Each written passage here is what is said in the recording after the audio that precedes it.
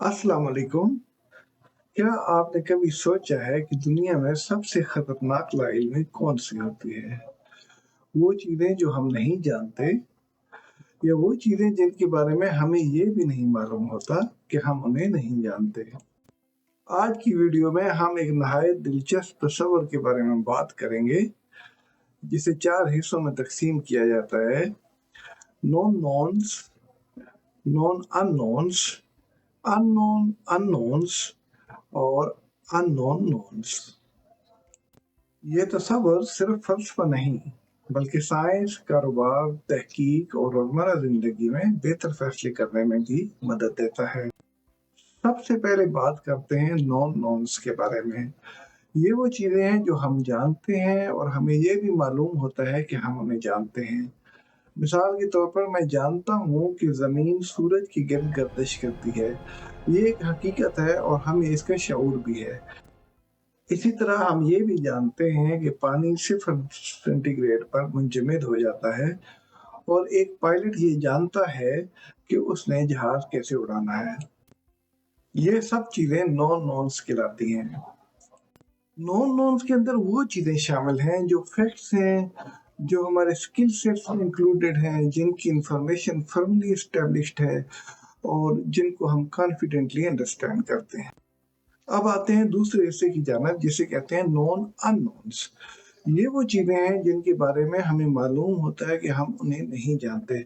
मिसाल के तौर पर मुझे नहीं मालूम कि क्या ज़िंदगी ज़मीन के अलावा किसी और दूसरे सितारे पर भी मौजूद है।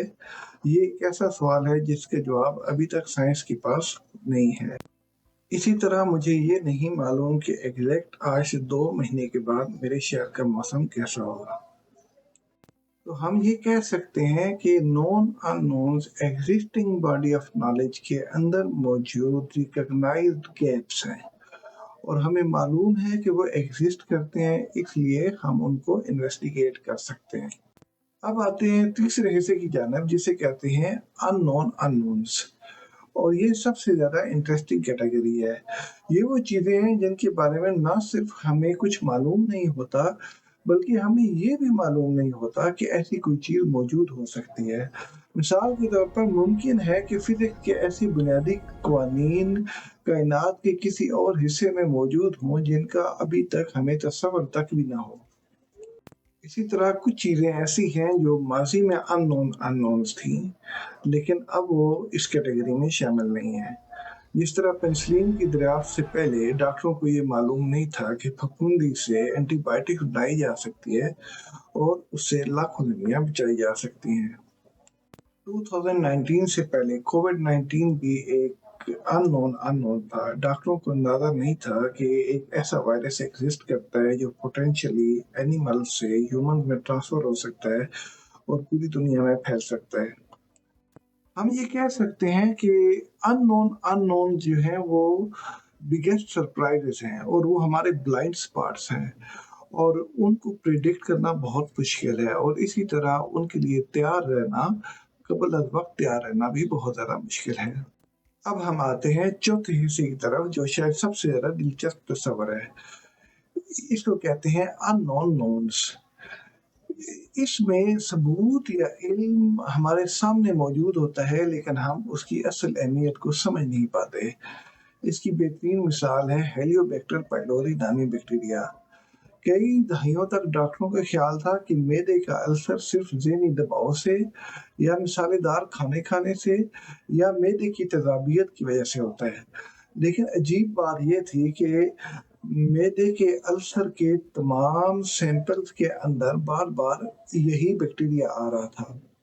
यानी सबूत मौजूद था, लेकिन चूंकि उस ज़माने में सबका यकीन था कि मैदे के तेज़ाब में कोई बैक्टीरिया ज़िंदा नहीं रह सकता, इसलिए किसी ने इस सबूत की असल अहमियत की तरफ तवज्जो नहीं दी।